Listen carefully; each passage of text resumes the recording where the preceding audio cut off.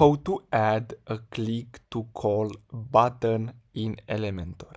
So basically what you're gonna have to do is simply go to this website which is called elf site, and then you're gonna have to simply search for call us.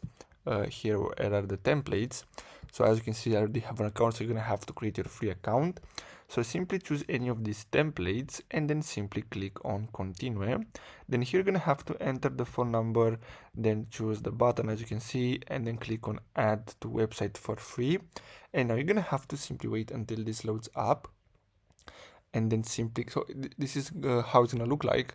Then click on publish, and now we're gonna have to simply select the plan. So I'm going to choose the free one, and basically with this code here, go back to Elementor, then go to the widget section and then select HTML, and then simply paste the code.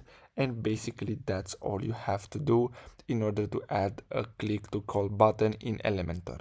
So I hope you found this video helpful. Thanks for watching.